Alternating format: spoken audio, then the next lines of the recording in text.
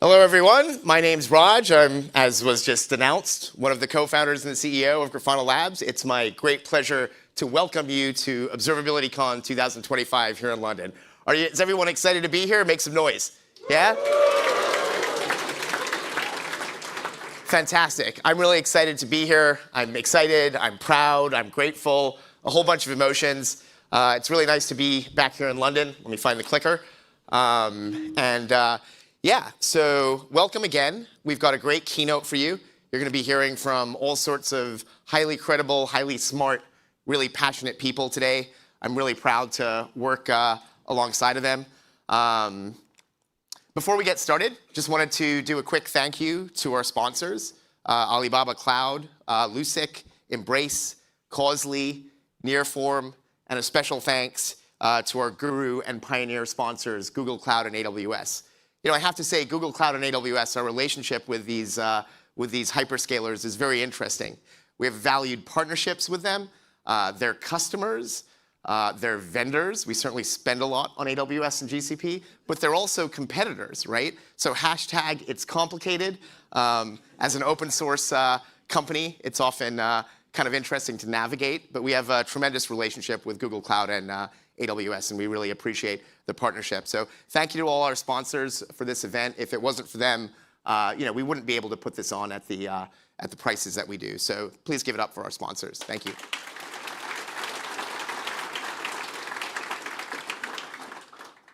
All right, so you're at ObservabilityCON here in London. This is the event that we talk about our flagship product that we've been building really over the last 9 years now, Grafana Cloud, of course. We also have another annual flagship event called GrafanaCON. If you thought you were at GrafanaCON, I apologize. GrafanaCON is, where is GrafanaCON next year? Barcelona next year, and it should be fun. You're all welcome to join. GrafanaCON's a little bit more of our open source centric event where we talk about really the LGTM stack, all the open source software that we're developing.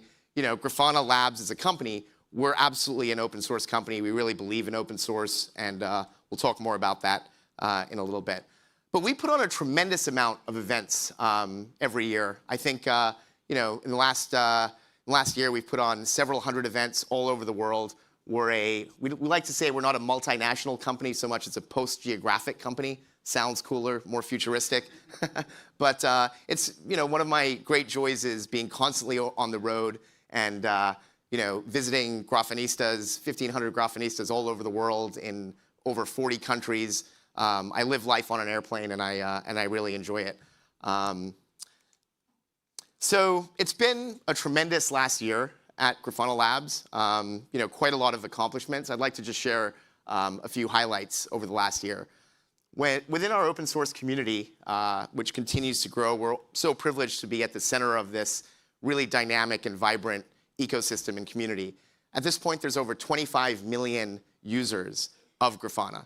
And that is mostly open source. Over 99% of those users are open source. They don't pay us anything. That's by design. That's part of our business model. But we do have over 7,000 customers, which is pretty incredible.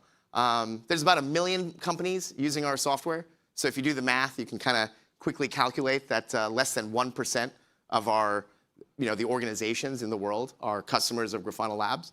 Again, that's by design, right? Speaking of customers and customer revenue, we reached $400 million in annualized revenue last year, which is really an incredible accomplishment. Now, who here is a customer? That's really cool. We really appreciate you helping us get to that number, by the way. And we'd like to get to 500 million as soon as possible. So I know we have a few of our account team, limited salespeople around. So, please help us get to $500 million relatively soon. $500 million would be pretty cool. We've also seen good recognition from organizations like Forbes. We got on the Cloud 100 list this year for the 5th straight year, and we moved up 10 spots to number 13. Same thing with Infrared. They ranked us as a top transformative company in cloud infrastructure. But the thing that was kind of a pretty big deal internally for us just a few months ago was the change in position within the Magic Quadrant for Grafana Labs in the category of observability. Now, this is the second year we've been in the Magic Quadrant, but this year we saw a dramatic change in our position. We moved up and to the right pretty significantly. And we're really proud of this. And this moment, in many ways, has been sort of 10 years in the making for us, right? We started with this stack of open source software, started building Grafana Cloud, and it's really quite cool to be all the way to the right and ranked by Gartner as sort of the best in terms of completeness of vision. A lot of companies clustered around there that we really respect and admire, and honestly continue to do so. All right, so what we're building, what Gartner's recognized, what we're talking about today is really Grafana Cloud, which is the open observability cloud, right? So the key word here is open. And we don't just mean open source, right? Of course, we're an open source company. We build a lot of open source software. Probably 80% of the engineering work we do is open source. But it's also about open ecosystems, right? We talk about Big Tent, bringing data together from no matter where it lives, which is pretty unique in the observability world. We don't require you to store your data on our platform. Open standards, also very important, right? Obviously, we were involved in projects like, that we didn't even create, projects like Graphite many years ago, Prometheus more recently. And these projects are projects that we contribute to upstream. We really believe in the ecosystem. We try to be good citizens. And now, most recently, OTel, Open Telemetry, is such an important standard that we're really participating in, and sort of the stats in terms of our contributions to OTel sort of speak for themselves. And then, lastly, open culture. We're extremely transparent as a company, and we try to be really upfront and direct with customers, community. Hopefully, you feel that when you interact with us. And all of this also ties into the way that we build software, right? We're really inspired by open source companies. Really open source projects, right? If you look at projects like Linux and Kubernetes, these are world-class projects that were developed by a group of people around the world who are highly motivated to work asynchronously and really develop world-class software. And that's the inspiration for how we do it at Grafana Labs.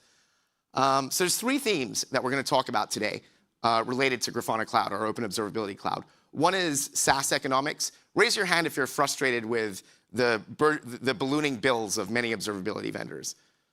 Yep, so this is top of our mind, and we're going to talk more about this today. Complexity simplified, right? How do we use everything that we have, all the data that we have, all the tools that we have to simplify what we acknowledge is an increasingly complex environment, right? And then finally, actual useful AI. And the emphasis here is on actually useful. Grafana Labs is a company, we're kind of allergic to hype. We're kind of allergic to buzzwords. We wanted to make a lot of noise sort of a year or 2 ago about AI. We wanted to, access the budgets for people that had, the mandate to just spend money on AI. But we didn't have anything that we really felt good about that would really provide a lot of value beyond hype. And I think that's changed, and we're really excited to share that with you. So without any further ado, I am behind time. I would like to welcome to the stage Tom Wilkie, our CTO, and Sean Porter, our distinguished engineer, to tell you more about these topics. Over to you, Tom and Sean. Thank you so much.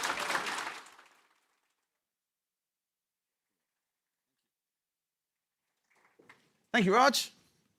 Right then, we're going to talk about reimagining SaaS economics, Sean. Awesome. Brilliant. So as Raj kind of gave you a bit of a spoiler, you all know your observability costs, and the volume of the telemetry has really been rising kind of exponentially, right? And the common kind of 80-20 rule applies, right? You're not actually using 80% of the data you're sending to your observability systems.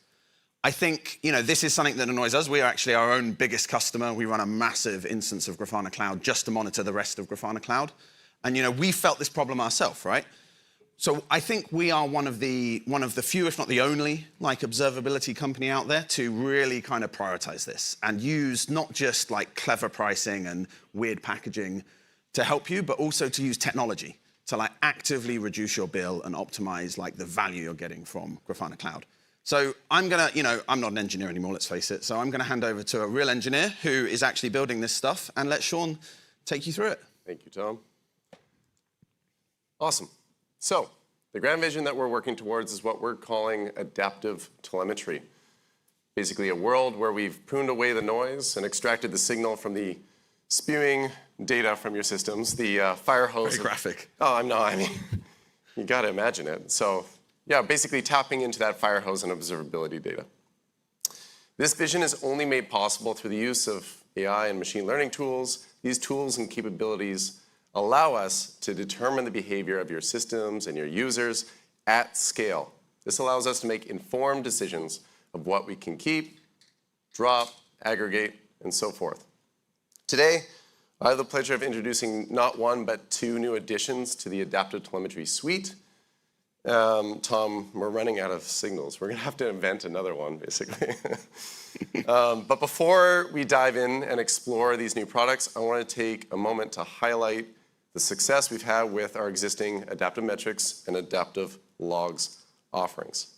So we've been continued to being amazed at the success of these things.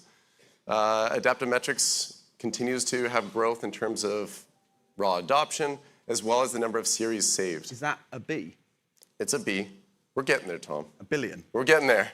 Yeah, That's so like- we've seen a 2x increase in the number of organizations using it. That'd be like 100 million revenue if we didn't do this. I know. Well, don't tell the investors. So, and from last year, we were doing 640 million saved series a month. Now we're doing 1.4 billion. Wow. With a B. That's a big B. So the two most prominent features we shipped for Adaptive Metrics this year were label-based segmentation and auto-applied recommendations. So effectively, fine-grained controls of influencing how Adaptive Metrics improves and maximizes your environment. And then automation to maximize your cost savings. So you don't need a human being going in there to make changes all the time. You can trust this intelligent, smart, expert system to maximize your savings. Adaptive Logs became GA last year at ObsCon, and it already serves over 380 organizations. And together, they've dropped a total of 12 petabytes of less important log events. So they're saving our planet one log event at a time by using Adaptive Logs. So let's get into the new stuff. Let's talk about adaptive traces. Tracing is powerful. It provides a complete end-to-end view of requests as they traverse complex and distributed systems. Essentially, this is a signal that gives you that really deep visibility across the whole stack. Unfortunately, the sheer volume of trace data can be quite overwhelming and cost prohibitive. Potentially worse than logs, believe it or not. Most of those traces represent successful operations. The real insights come from a very small percentage representing errors, performance issues, and unusual patterns. So what does adaptive traces do? Well, it only keeps the valuable traces, the traces that are worthy of your attention. So you send all of your distributed traces to Grafana Cloud, and adaptive traces will intelligently sample them. Doing so will result in immediate cost savings while empowering engineering to better utilize traces as a signal. So at the very heart of adaptive traces is sampling policy. This is what's being used to evaluate to determine what to keep and what to drop, et cetera. Thankfully, it's really easy and straightforward to get started with adaptive traces because we have this recommendation engine. It will get you started with 3 traces in under 3 minutes, or 3 traces, I hope so. 3 policies in under 3 minutes, yeah. That'd be one heck of a reduction though. Wouldn't it?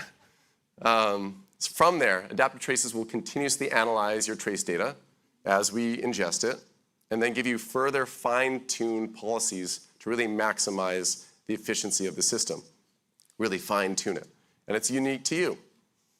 Furthermore, again on the AI/ML side, but we're using these technologies to also do anomaly detection and automatically capture the relevant traces that relate to them. All of this is in service of keeping the traces that deserve your attention, that are worthy of it. Now, our preview users have experienced an average of 70 to 90% reduction in overall stored traces using adaptive traces.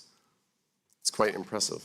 What's also really interesting, Tom, is that they send us 2 or 3x the amount of traces once they start using it. So, brilliant. Can you imagine what the TCO numbers look like for this thing?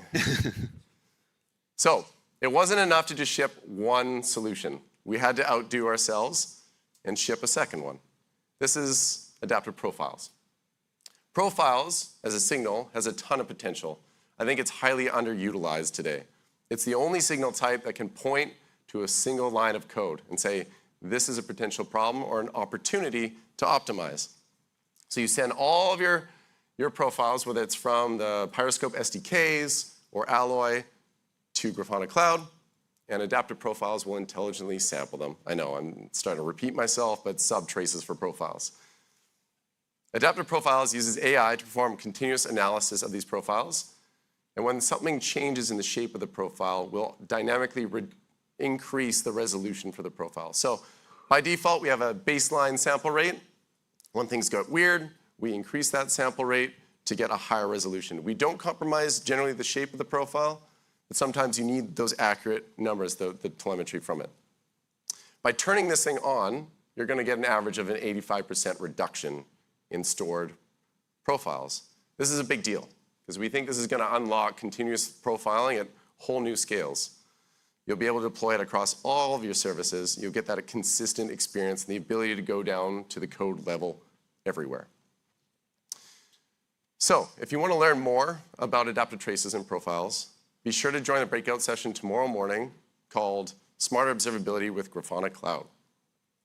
Now, before I hand it back to Tom to talk about Bring Your Own Cloud, I just want, it's nothing bad, Tom. This is not on the script. No, it's not. I'm gone off the script now. I just want to say it's been a year since I joined Grafana Cloud as part of the Tail Control acquisition, and it's been a real privilege to join the Adaptive Telemetry team. And we shipped 2, but we're out of signals now, so we got to add and invent some more. And it's really just the beginning. So how long till you build adaptive SQL? No, please. Thank you, Sean. That means a lot. So yeah, Sean said I'm going to tell you a little bit of a story about this new product we've launched called Bring Your Own Cloud. It's a bit of a weird one, right? We designed and built Grafana Cloud, right, our open observability cloud, to be really cost-effective, even at scale. Right? We designed things like adaptive telemetry to mean that you don't just like linearly increase your bill as you send more and more telemetry to us. And then we have like really aggressive volume discounting. As you send more and more data, our team will charge you less per unit data. Like this line should really be a curve. What we found though is, the last thing here is like we've got really good at running Grafana Cloud at scale. Right? We're now running 25 regions of Grafana Cloud around the world. Our biggest regions handle over 1 billion active series now. We do this with really tight control over our costs as well. Like internally, we dog food Grafana and Mimir and all of our technology to really aggressively monitor the spend on our own services. Right? And all of this means we can pass these savings on to you, and that's how we achieve the kind of prices we have. But despite all of that, there's ever bigger and bigger users of our technology, right? We can do billions of series now. Someone wants tens of billions of series, right? Those users, they tend to find it's more cost-effective to use our open source software. And that's really kind of, that's fine by us. It's kind of why it exists, right? At the very large scale, they can run this themselves. They don't have to pay our margins. There is kind of, at smaller scales, there's this fixed cost. You've got to build the expertise and the team to run this software. And it's not trivial. They also don't get the kind of investment that we've made in our operational capabilities of running this stuff at scale and efficiently. They have to develop that themselves. And we're also kind of not particularly happy that they don't get the innovation that we've put into Grafana Cloud. Right? They don't get things like adaptive telemetry. Good stuff. Right? They don't get the observability solutions that Merl and Manoj are going to talk about. Right? They don't get the useful AI that Matt and Dima are going to talk about. Right? And so we wanted to find a solution for these users, these absolutely massive scale users. There's not a lot of them, to be really clear. I don't know whether any of them are in the audience, to be honest. But those, tens of really, really big users where the traditional SaaS economics start to break down. So this is why we've built what we call Bring Your Own Cloud. Right? This is where we, Grafana Labs, will come along and run a region of Grafana Cloud in your AWS or Google or Azure account. Right? This is where you pay the hardware costs or the infrastructure costs from the cloud provider, and you pay us effectively a fixed license fee. Right? And this is really moving away from the traditional consumption-based economics of a traditional public SaaS provider. Right? Fundamentally, yeah, and this is a non-consumption pricing model. right? And you get things like Adaptive Telemetry, right? You get our AI technology. You get all of the solutions we've developed. This is a full Grafana Cloud region in your account just for you. So we're really excited about this. I expect this will, we'll only have, a handful of these cloud, bring your own cloud accounts. Like, this is not something that, we'll have thousands of. I hope not, at least, because my team has to operate these. But yeah, this is really only aimed at those massive customers, but this is one example of how we're trying to reimagine the traditional SaaS economics. The economic side of public cloud is not the only reason why people can't use Grafana Cloud, right? There's also kind of some customers with particular compliance and, particularly strict compliance benefits, right? For these ones, the most strict compliance is probably FedRAMP, right? This is for selling to the American government. We have just launched Grafana Federal Cloud. This is our FedRAMP compliant environment running in GovCloud. We've done this in partnership with Palantir. We've got FedRAMP High and DoD IL5 compliance. What's that mean, Tom? I have no idea. Yeah. I'm sure the team know. Yeah, I hope the team know. This is an interesting one, actually, because some of the requirements here are that the operations of this cloud have to be done by US citizens on US soil, right? So we've had to change some of the ways in which we run Grafana Cloud for this region. And the other thing I find fascinating about FedRAMP, right, is it actually doesn't matter if you sell to the federal government or not, right? If you've got a customer that sells to the federal government, they're going to want FedRAMP themselves, right? So it has this kind of viral supply chain effect, these compliance. And Raj has this famous saying for all of these kind of things where this just makes us a better business. This just makes us better. This extra kind of rigor we apply to our security and our InfoSec makes it better for everyone, right? So the last thing to mention about FedRAMP that I kind of like is what we're seeing with our initial FedRAMP customers is they're not going all in on FedRAMP. They might have 90% of their deployment on Grafana Public Cloud and that 10% on FedRAMP. And this helps them maintain that kind of consistency of operations so you don't have to learn two different tools. So yeah, that's kind of, that's a wrap up really. I'm gonna hand over now to Merl and Manoj, but briefly, like Adaptive Telemetry, we did it for metrics and logs, and now we're doing it for traces and profiles. Bring your own cloud means really breaks the traditional consumption-based economics of SaaS and allows us to kind of come and run an absolutely massive scale Grafana Cloud region in your cloud account. And Grafana Fed Cloud allows us to really reach the highest and most stringent compliance requirements of anyone in the world. So yeah, I've been told to tease the breakout session first thing tomorrow morning. Yeah, so if you want to, yeah, Sean did that. If you want to find out more, please go to Sean's session tomorrow morning. And now I want to introduce Merl and Manoj. Thank you very much.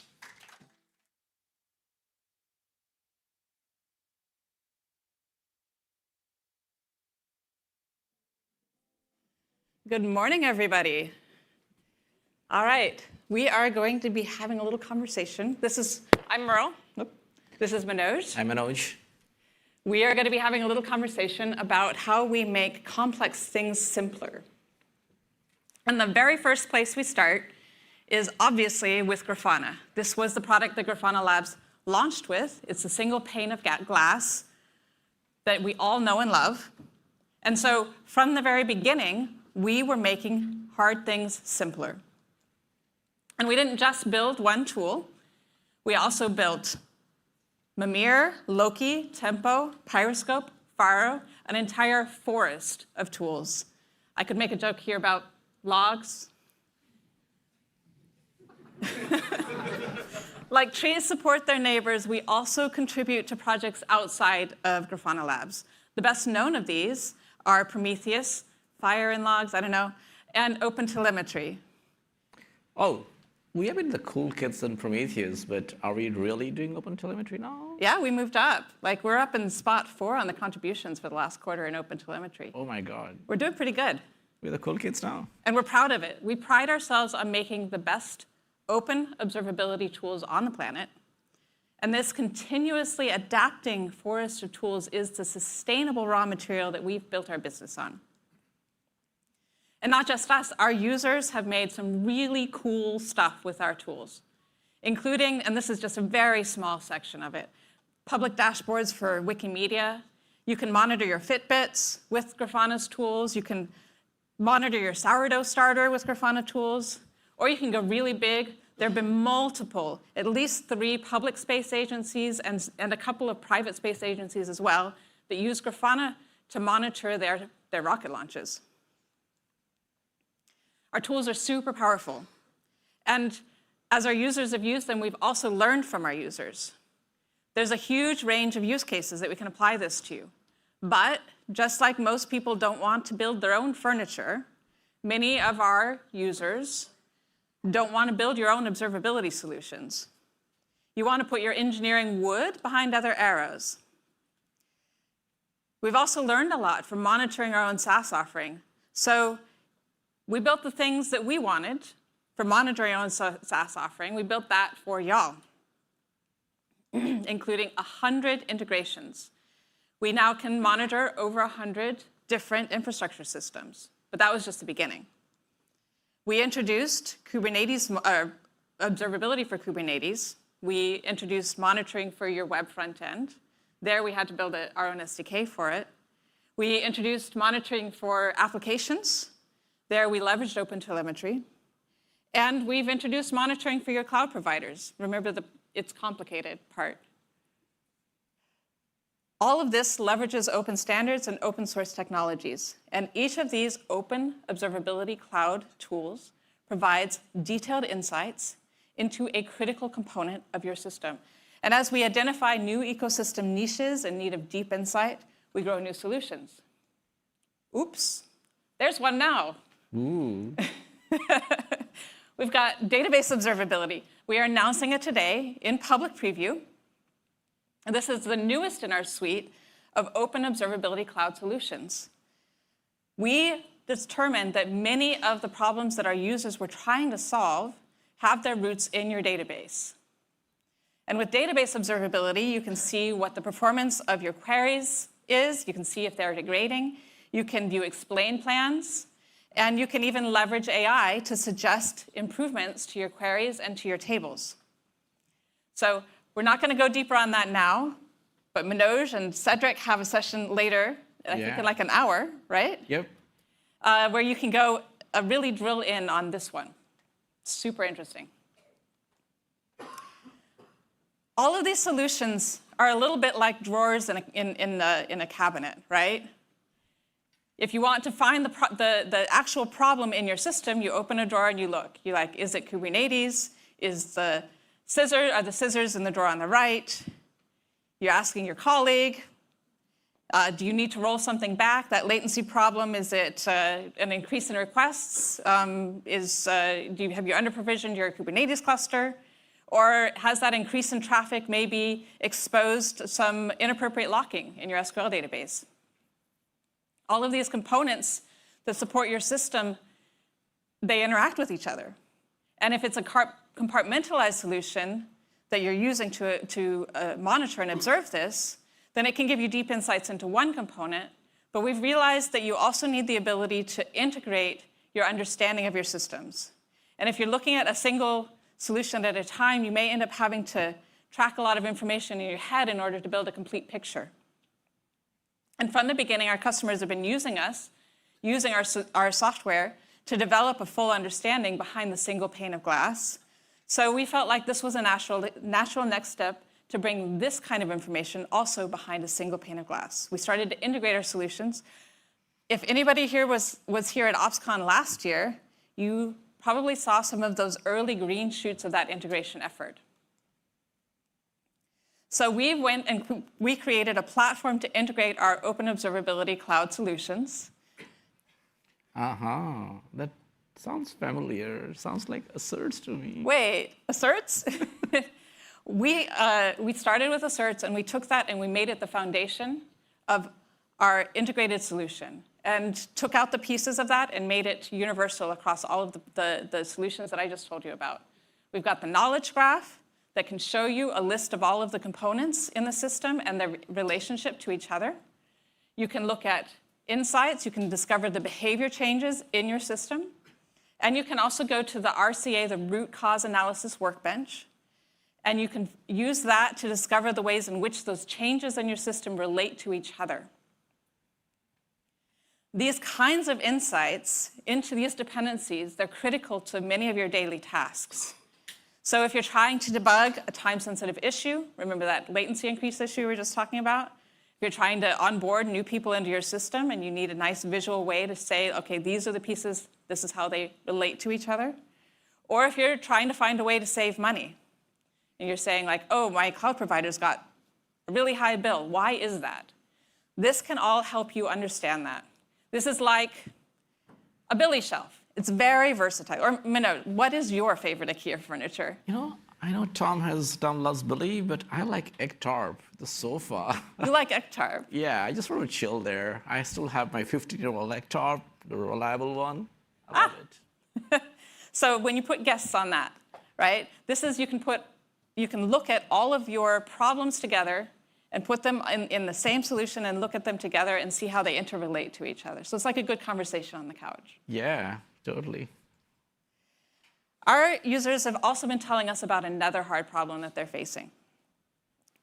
They want to get their data into Grafana Cloud, and they're still getting to know our products. So like IKEA's Billy shelf, the problem is the assembly.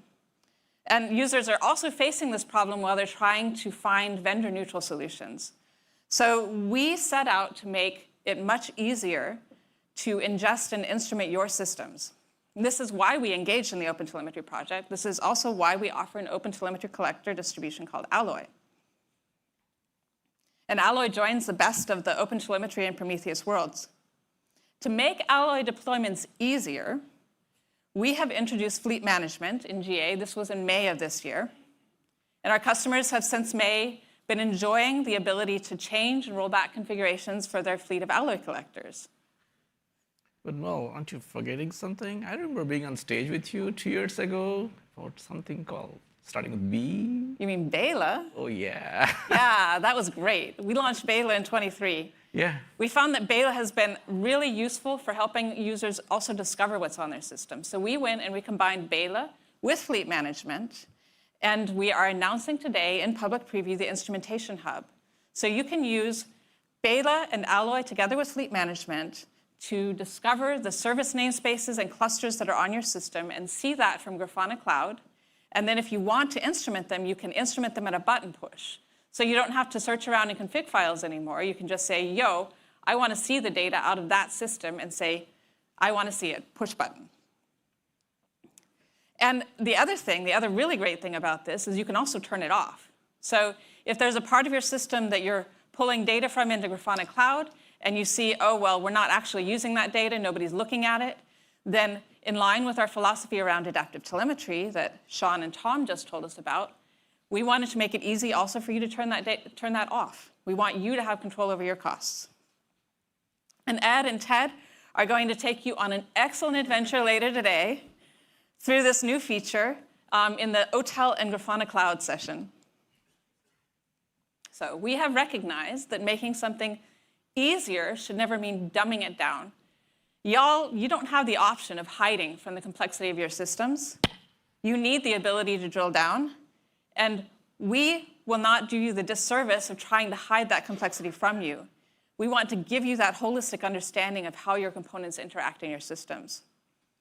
We give you the tools to navigate that complexity. So are you saying it's only for the experts or also for the experts? I don't know what I'm saying, but... Well, you know, tell you what, I think it's probably best to understand if you just show us. Okay, it's on me then, okay. Okay, let's do some live demo, and let's see the demo goals are going to play nice on me or not. Let's go to the next slide here. Okay, yeah, it's showing up. Okay, so we talked about Knowledge Graph, right? So okay, please welcome the Knowledge Graph. And I mean, literally, like this is the group that we both work on, Observability group in Grafana Cloud. This is our menu item, right? We are a startup in a startup, so we have our own menu item. So let's start with Entity Catalog. Okay, so Entity Catalog is literally the newest addition to our product, where you can actually see, I have like Ed and Ted helped me already on board, so we'll talk about that later. Now I already have my Kubernetes pods, nodes, etc.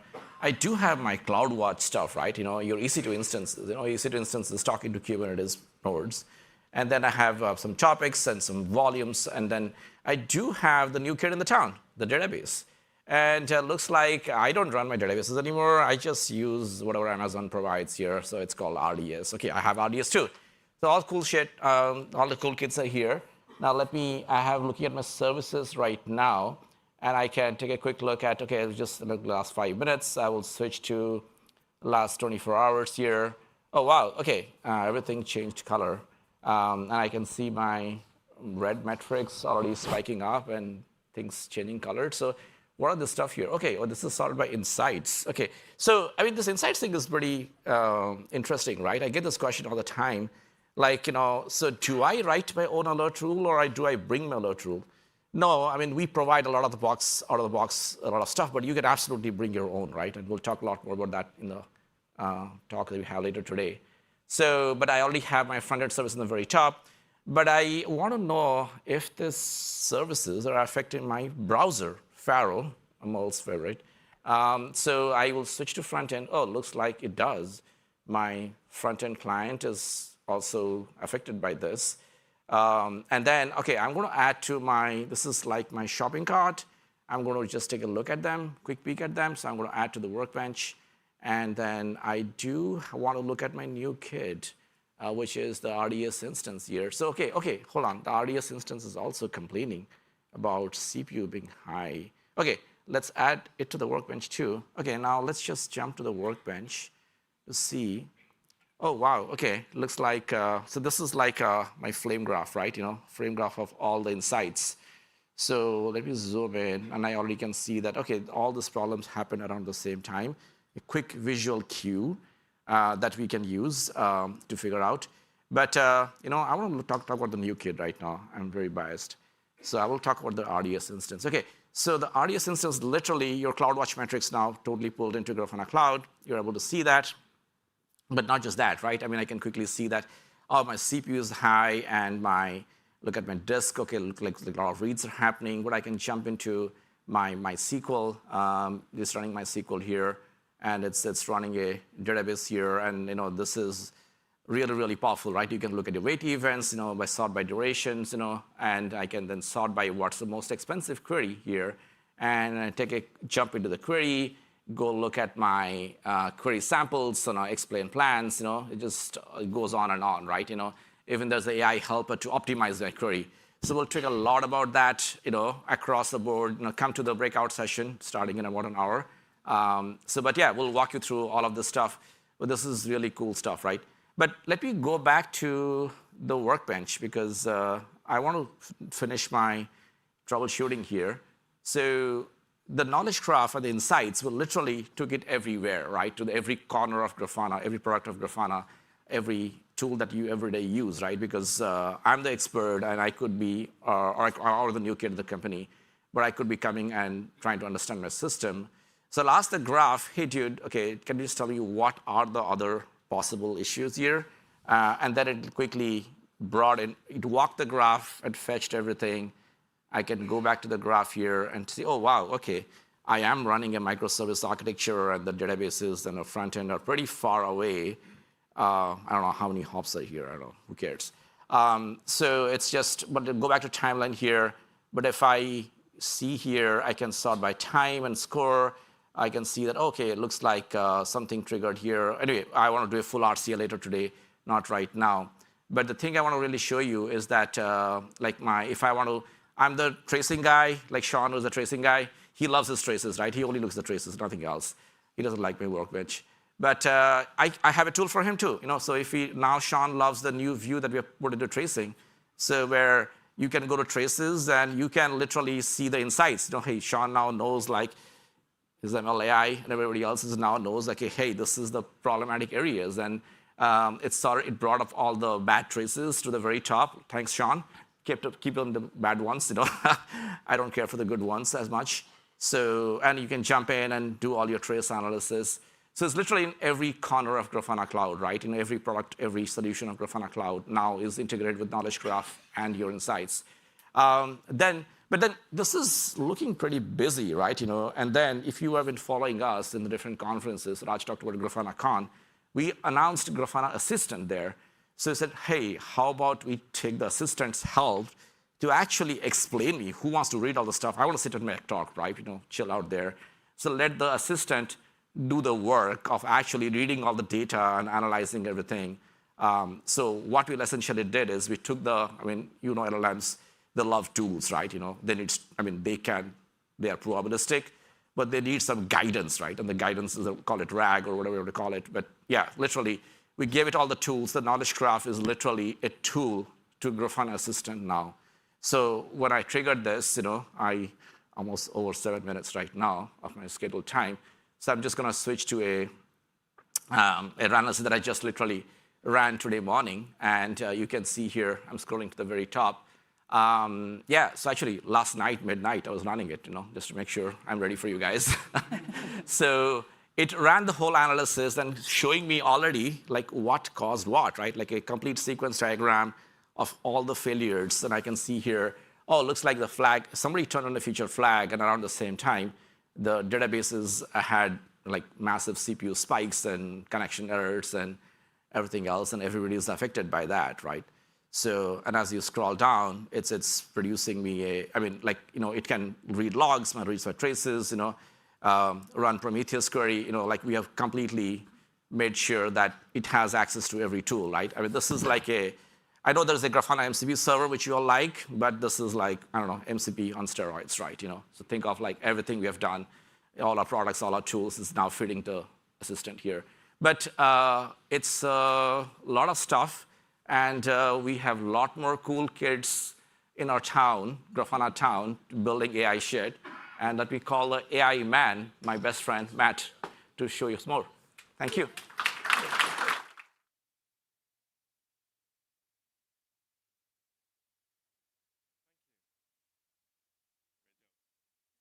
Thank you so much.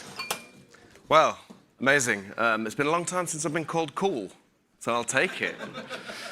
So I am thrilled to give you an update on Grafana Assistant. We just saw a great integration example there with the assert stuff. There's a lot more exciting things to talk about too. If you don't know, Grafana Assistant is a sidebar chat integration. It's baked right into Grafana. This is actually a great use case for LLMs, and this is why we think this is actually useful AI.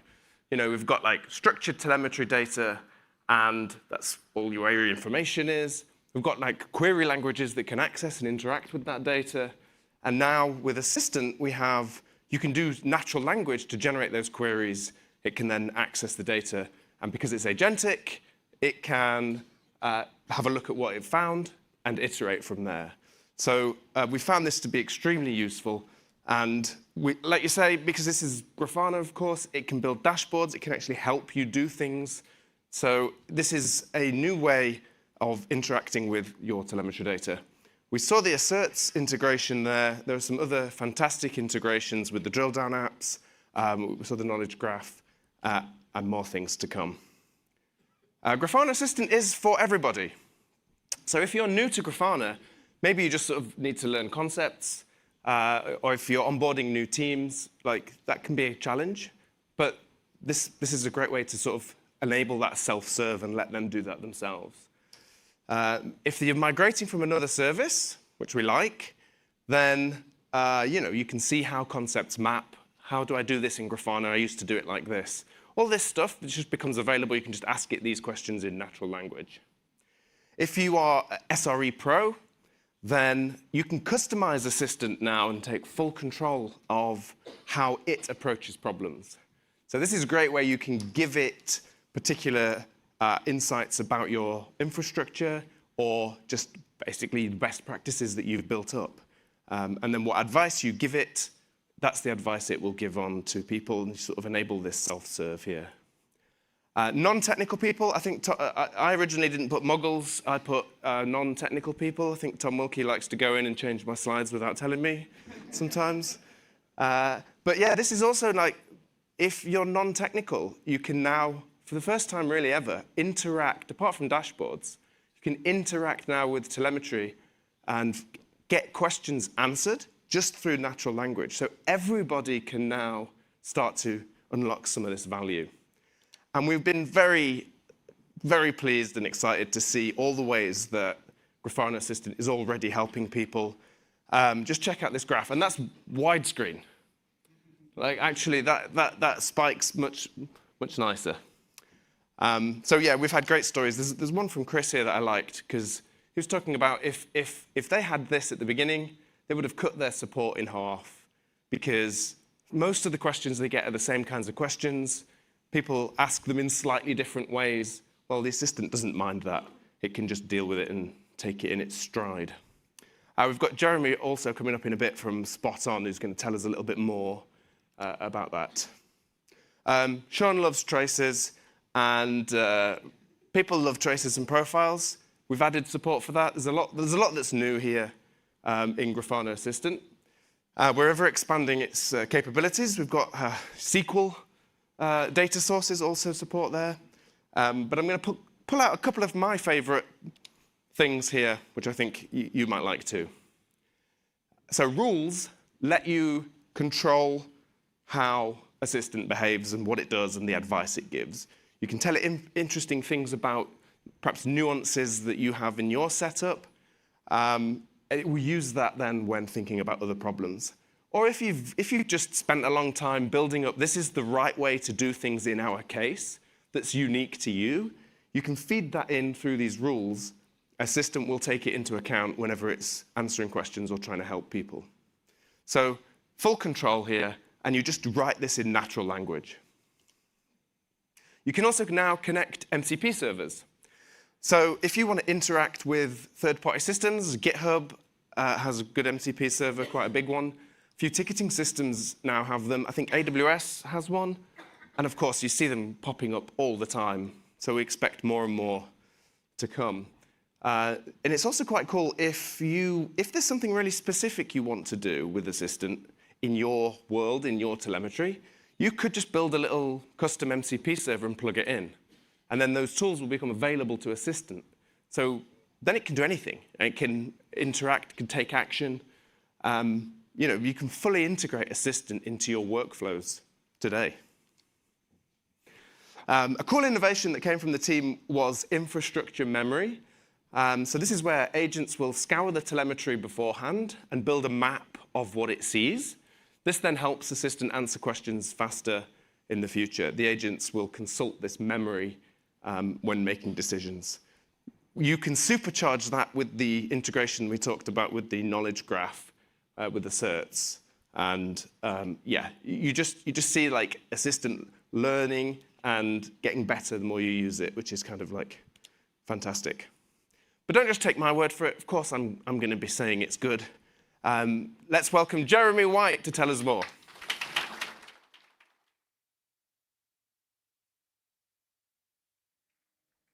Thank you, Matt.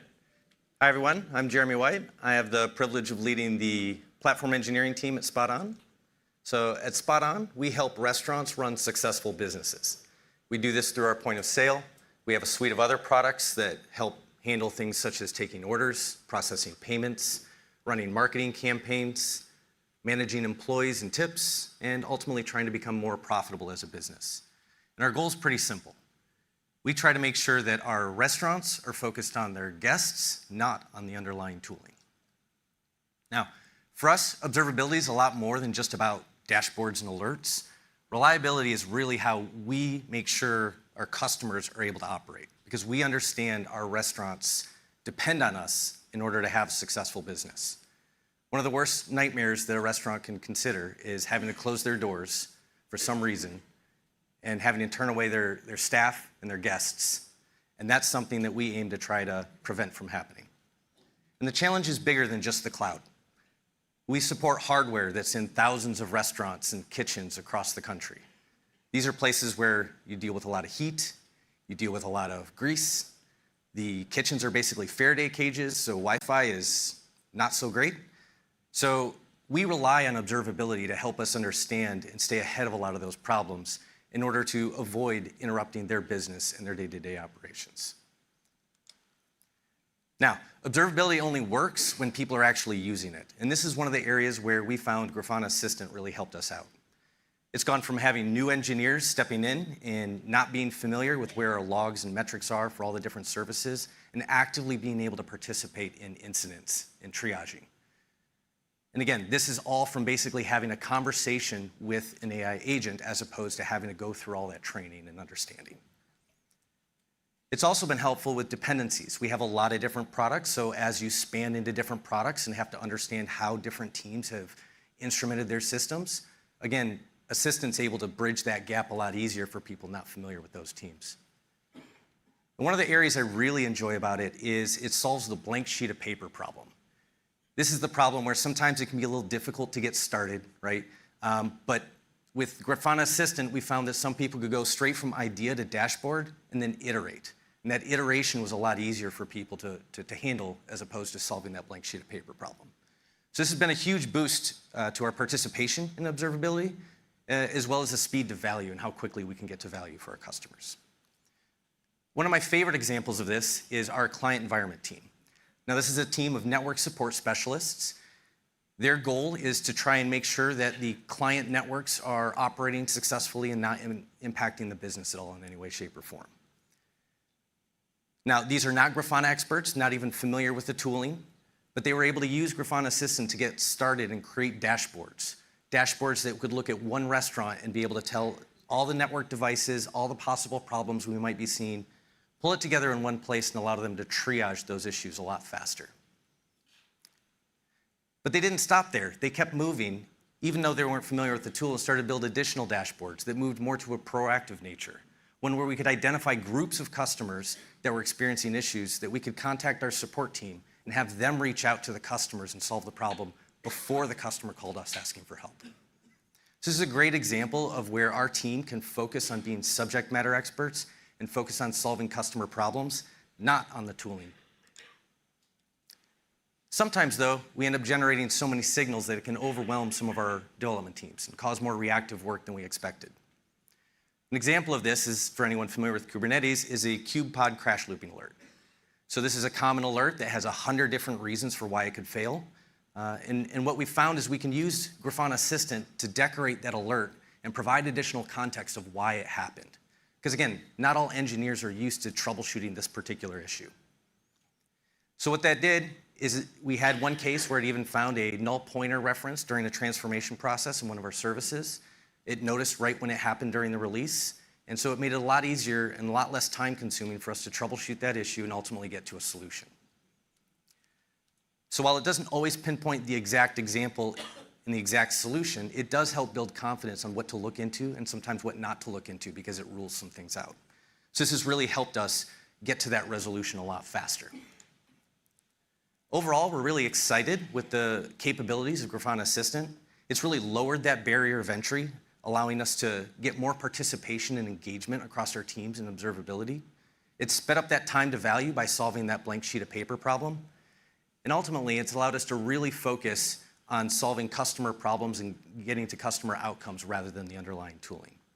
So if anyone else is interested in accelerating their observability adoption, I'd encourage you to take a look at Grafana Assistant. Thank you, everyone.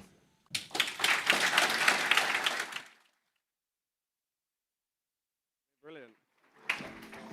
Thank you so much, Jeremy. That's brilliant. And Jeremy is a trustworthy man, in case you wondered. You can believe that. So we've built this agentic observability platform, and this is what allows us to operate and run these agents at scale. And we're very excited about this because we are going to use it to build a lot of other very exciting new things that we're kind of inventing, which is one of the most bits of fun that we have here.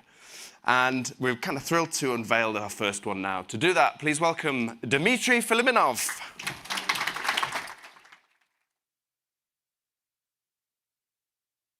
Thanks, Matt.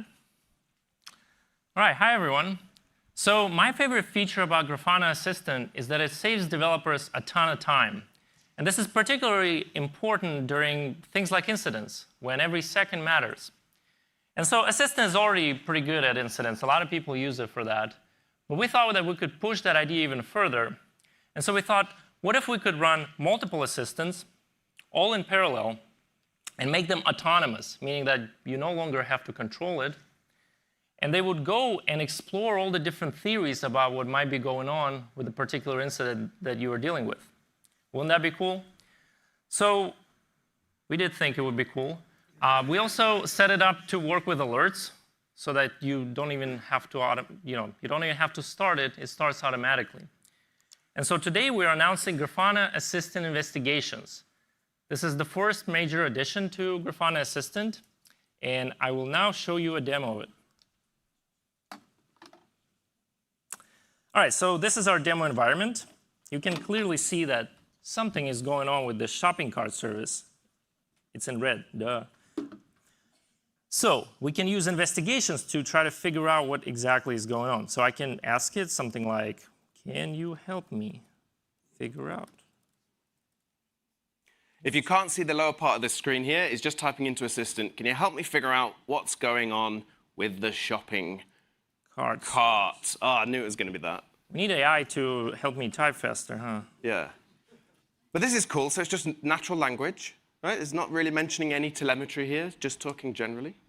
Yeah. Make sure to click this deep investigation button, hit send, and instead of continuing this assistant conversation like you normally would, it actually starts one of these investigations.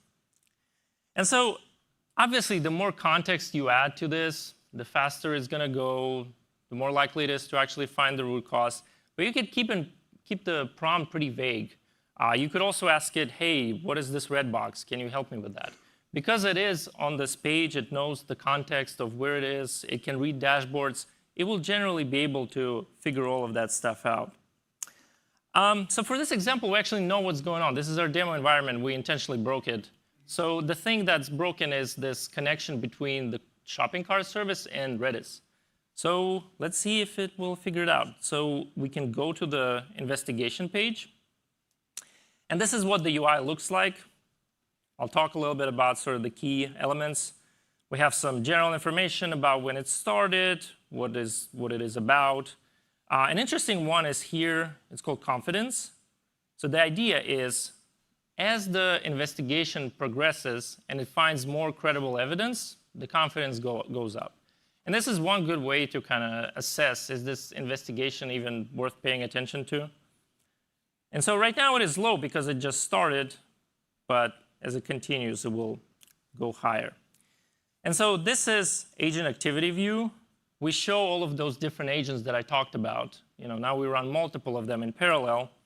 And you can see, for example, here we have a group of Prometheus specialists. And right now they're looking at basic things like error rate, request rate, your general red metrics. But also start looking into other things. And I see it's already checking Redis connection health. It knows to do that because of those infrastructure memories that Matt talked about earlier. The way those work is we also run another agent on a schedule, and it goes to all of your data sources, and it tries to make sense of all of the components and also connections between them. And if you have a search, we have access to the knowledge graph, and then it becomes really easy. All right. So this is the kind of the interesting part, the key findings. This is the report that you get.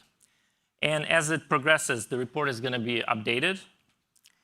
And yeah, one of the cool little things here is you see this reviewer agent at the bottom. It's looking at what all the other agents are doing, and then that's how it's able to generate this report. So it's kind of reporting on what all this other activity is. So we found that works really well, and it gives you these insights quite quickly. Yeah, and you can see it actually already figured out that it has something to do with Redis, and it was able to figure out that it's unable to connect. So yeah, good job, Assistant. Woohoo! So yeah, we triggered that manually, but of course, probably you'd wire this up to an alert or something. So this is all done by the time you even reach the computer. After you've been woken up. Yeah, and you can see the main thing is this executive summary, just a summary for you to kind of see what's going on generally. But then in addition to that, we provide more and more details. And the idea is, we progressively make it more and more detailed so that if you do want to go into details, you can, but if you don't, you can just look at the summary. Yeah, one of the big concerns with LLMs always is, how do we know it's not hallucinating? And so in Assistant, we always show all the working. Same thing here. So you can always see, why did you come to that conclusion? Let me go and look at the real data underneath that's driving that. That's what lets you trust it. Yeah, and so this is the evidence panels that we have. We also have this timeline, and this just shows the timeline of what happened, when the incident started, when did we notice it, if there were any alerts, it will talk about that. It will talk about how it found the issues or disproved some theories, things like that. We also have this detailed report, And this usually has a bunch of charts that you would typically put on a dashboard once the investigation is finished. Speaking of dashboards, you can create a dashboard out of this. I'm not going to show it right now, but please join us at our session at 4:20 today. At the end of the day, we'll talk a lot more about it, and we'll give more of a live demo and talk about more features and things of that nature. Yeah, that's a very cool feature because it's basically prompted. We just prompt the assistant to do something for us, and then it can go off and do it. So it's really cool, like we now can add quite complex features really quite quickly because what we're doing is essentially providing good context and prompting to the LLMs. This also has access to the rules and the MCP servers that I talked about earlier. So they all plug into this as well. So the way that it investigates will also be influenced by your best practices and by your guidance. Yeah, and this is our tree view. So the idea with this one is, as it checks all the different hypotheses, it will highlight the ones that turned out to be credible, where it found matching evidence and things like that. And it will gray out the ones that turned out to be dead ends. So it's very useful to kind of understand how the investigation progressed. Yeah, and all the points in this throughout Assistant and throughout using Assistant investigations, you can give feedback. And that feedback is very important. We are looking at it manually, but we also are using LLMs to process that as well.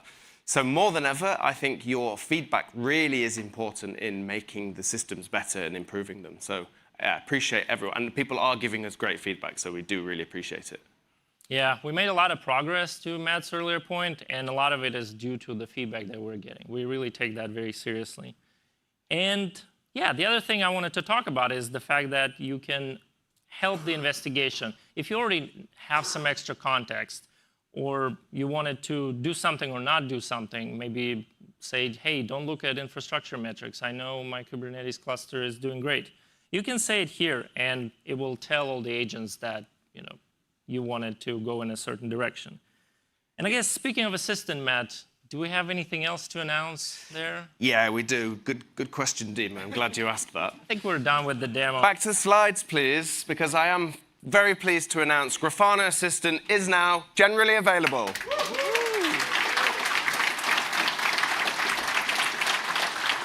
And we are going to announce the pricing also, $20 per active user per month. This starts January 26. If you're using it already, please keep using it for the rest of the year as a thank you. And yeah, we really hope you are going to get as much value as we do and as our other people do from this. Investigations is now public preview, and we've got much more exciting things to come as well. So yes, thank you very much. Give it up one more time for Dima, please, everybody. Okay. Yes, we have the Grafana Assistant Lab is outside, so you can't miss it.